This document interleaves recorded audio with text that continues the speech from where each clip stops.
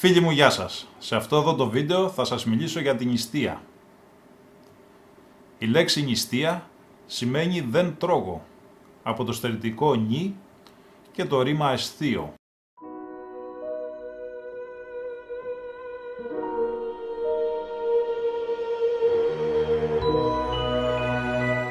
Η νηστεία για την εκκλησιαστική ζωή αποτελεί σημαντικό μέσο πνευματικής άσκησης και αυτοπειθαρχίας. Νηστεία, σύμφωνα με την Αγία Γραφή, δεν είναι η πλήρης αποχή από κάθε τροφή, αλλά η αποφυγή ορισμένων τροφών. Η Εκκλησία καθορίζει πότε τρώμε εις δόξαν Θεού και πότε νηστεύομεν εις δόξα Θεού πάλι.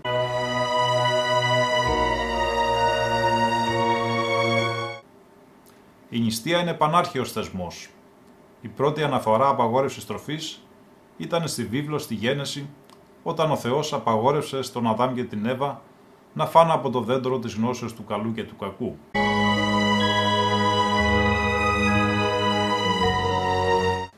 Στη συνέχεια, η νηστεία ορίζεται από το Μωσαϊκό νόμο. Υπάρχουν πολλές αναφορές στην Παλαιά Διαθήκη.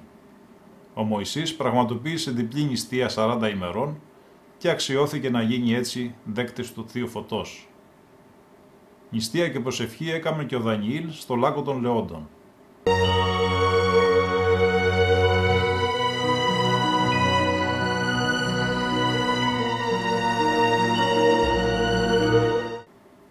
Την νηστεία την εφαρμόζει και ο ίδιος ο Κύριος πριν ξεκινήσει τη δημόσια δράση του. Οδηγήθηκε στην έρημο όπου νήστεψε 40 ημέρες και 40 νύχτες.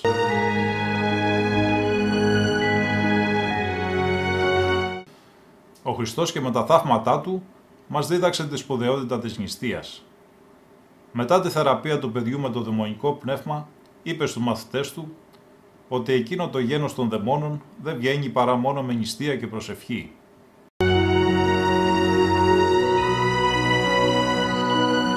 Η πρώτη εκκλησία από τον 2ο αιώνα διαμόρφωσε τη νηστεία στην λειτουργική ζωή. Ορίστηκε η νηστεία της Τετάρτης για την προδοσία του Ιούδα και της Παρασκευής για το σταυρικό θάνατο του Ιησού. Η νηστεία αποτελούσε απαραίτητη προϋπόθεση για την προετοιμασία των πιστών κατά τις μεγάλες χριστιανικές εορτές.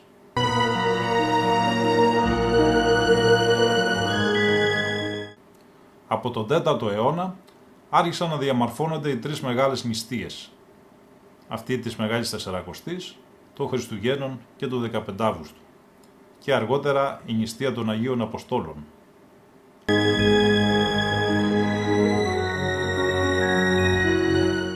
Με την νηστεία οι πιστοί επιδιώκουν την κάθαρση της ψυχής και του σώματος, μειώνουν τις αρκικές επιθυμίες, απελευθερώνεται ο άνθρωπος από τα πάθη της ψυχής και απαλλάσσεται από τους πονηρούς λογισμούς.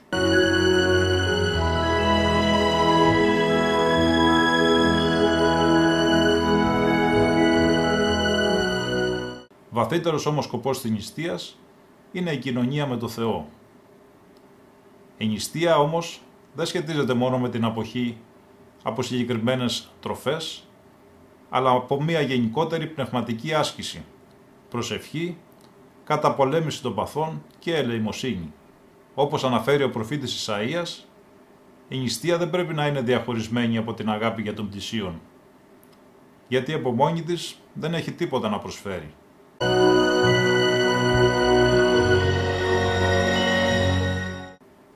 Ο Άγιος Ιωάννης ο Χρυσόστομος μας ρωτά: νηστεύεις? Απόδειξέ το διαμέσου των έργων σου. Αν δεις φτωχό να τον ελεήσεις, αν δεις εχθρό να συμφιλιωθείς μαζί του, αν δεις μια όμορφη γυναίκα να την αντιπαρέλθεις.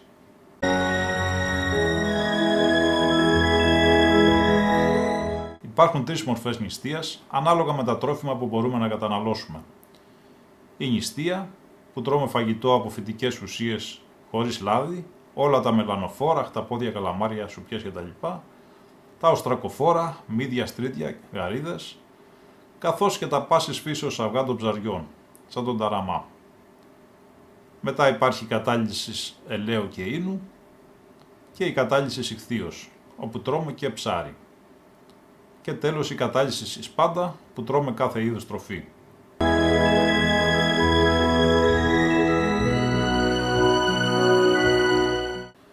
Η Εκκλησία διδάσκει ότι τις διατεταγμένες νηστείες πρέπει να τις στηρούν όλοι οι πιστοί, υπακούοντας με ταπείνωση στο Χριστό και την Εκκλησία Του. Όταν υπάρχουν λόγοι υγείας ή άλλες αιτίες, ο ορθός τρόπος είναι να απευθυνθούμε στον πνευματικό μας. Αυτός είναι και ο μόνος που μπορεί με τη διάκρισή του να μας οικονομήσει την εκάστοτε νηστεία.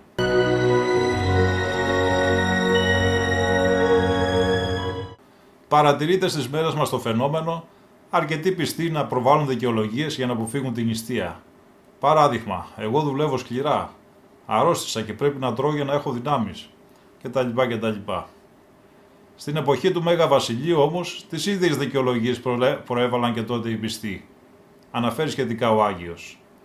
Μην ισχυρίζεσαι ότι δεν μπορεί να νηστέψεις, φέροντας σαν πρόφαση αρρώστια ή σωματική αδυναμία, αφού από την άλλη μεριά, σ' όλη σου τη ζωή ταλαιπωρείς το σώμα σου με την πολυφαγία. Γνωρίζω πολύ καλά πως και οι γιατροί επιβάλλουν στους αρρώστους μάλλον λιτή δίαιτα και νηστεία, παρά ποικιλία και αυθονία φαγητών. Τα σώματα όταν ταλαιπωρούνται με την πολλή τροφή, εύκολα υποκύπτουν στις αρρώστιες, ενώ όταν τρέφονται ελαφρά, διατηρούν την καλή τους υγεία.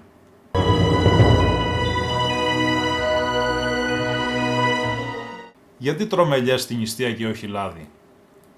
Οι ελιές αποτελούν ξηροφαγία, τρώγονται δηλαδή ως καρπός, συνήθως μαζί με ψωμί. Αντίθετα το λάδι προκύπτει από την επεξεργασία των ελιών και είναι φυτικό λίπος. Με το λάδι φτιάχνονται πολλά νόστιμα και χορταστικά φαγητά. Με την ίδια λογική καταναλώνουμε σταφύλια σαν καρπό, ενώ το κρασί είναι προϊόν επεξεργασίας τους, που περιέχει αλκοόλ με τις γνωστές συνέπειες.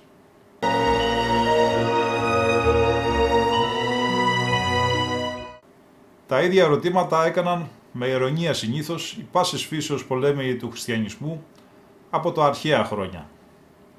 Ο Άγιος Αθανάσιος ο Πάριος απαντάει σε ένα γιατρό της εποχής. Μας κατηγορούν γιατί τρώγουμε ελαίες, όχι όμως και έλαιον, ενώ μέσα στα ελαίες υπάρχει και έλαιον. Αλλά και μέσα και στα σταφύλια υπάρχει ίνος. Όσα όμως σταφύλια και αν φάγομεν, δεν πρόκειται να μεθύσομεν. Το πολύ πολύ να βαριστομαχιάσομεν.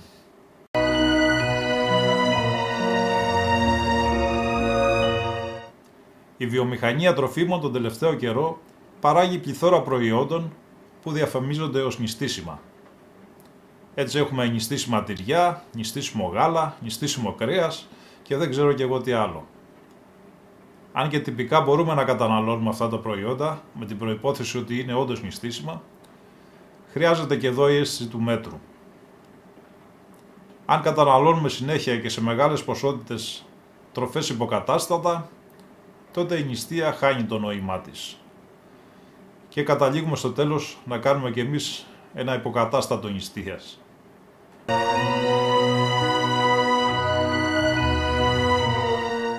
Πολλοί παραπονιούνται πως κατά τη διάρκεια της νηστείας παχαίνουν αντί να δυνατίζουν, παρόλο που θεωρητικά στερούνται τροφής. Το μεγαλύτερο ποσοστό των ατόμων που νηστεύουν, πιστεύοντας ότι τα νηστίσιμα δεν παχαίνουν, αυξάνουν την πρόσληψη τροφών που είναι πλούσια σε υδατάνθρακες, όπως το ψωμί, κριτσίνια, ζυμαρικά, μακαρόνια, πατάτες, ρύζι, χαλβά και διάφορα νηστίσιμα αρτοσκευάσματα. Η παραπάνω κατάσταση επιβαρύνεται ακόμα από το γεγονός ότι από το νηστίσιμο διαιτολόγιο απουσιάζει η ζωική πρωτεΐνη, η οποία συμβάλλει στον πιο γρήγορο κορεσμό.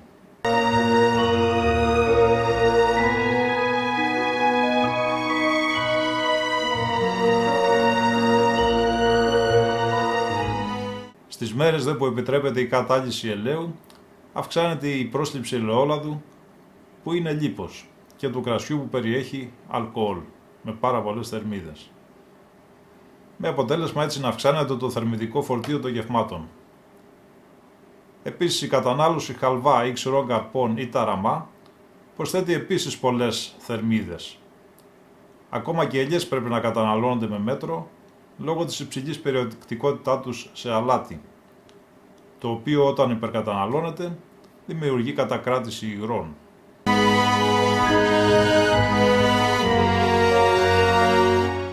Η λύση βέβαια σε όλα αυτά είναι ο περιορισμός κατανάλωσης υδρογονανθράκων και η αντικατάστασή του με φυτική πρωτεΐνη. Υπάρχουν πολλά τρόφιμα που είναι πλούσια σε φυτική πρωτεΐνη, όπως είναι η φάβα και γενικά τα όσπρια, όπως φακές, ρεβίθια, φασόλια, η σόγια, που μαζί με το τοφού θεωρείται το φυτικό υποκατάστατο του κρέατος, η κοινόα και άλλοι σπόροι όπως το τσία, κεχρί, λιναρόσπορος, όλα τα μανιτάρια, οι ξηροί καρποί όπως τα αμύγδαλα, καρύδια, φιστίκια κτλ. Τα πράσινα λαχανικά όπως τα μπιζέλια, το σπανάκι, το μπρόκολο και το αβοκάντο. Τα καλαμάρια, οι σουπιές, οι γαρίδες, οι καραβίδες και τα καβούρια. Μπορεί να συμπεριληφθούν και αυτά στο διαιτολόγιο της νηστείας, σε συνδυασμό με ρύζι, ζυμαρικά ή λαχανικά, συμβάλλοντας έτσι στην επαρκή πρόσληψη πρωτεΐνης και στο αίσθημα του κορεσμού.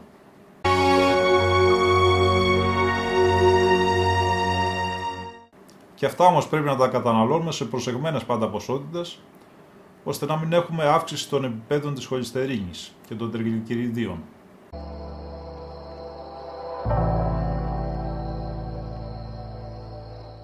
Τα παιδιά επιτρέπεται να νηστεύουν.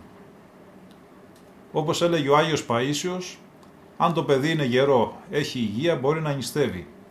Άλλωστε τώρα υπάρχουν ένα σωρό τροφές νηστήσιμες.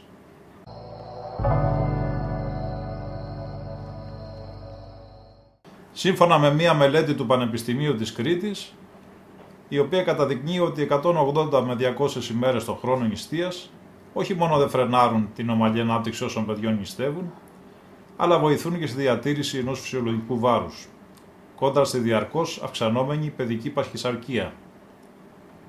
Η νηστεία, η οποία αποτελεί βασικό στοιχείο της ελληνικής μεσογειακής διατροφής, μπορεί, όπως λένε οι ειδικοί, να δώσει λύση στο μεγάλο πρόβλημα της παιδικής παχυσαρκίας, με τον πιο υγιεινό τρόπο.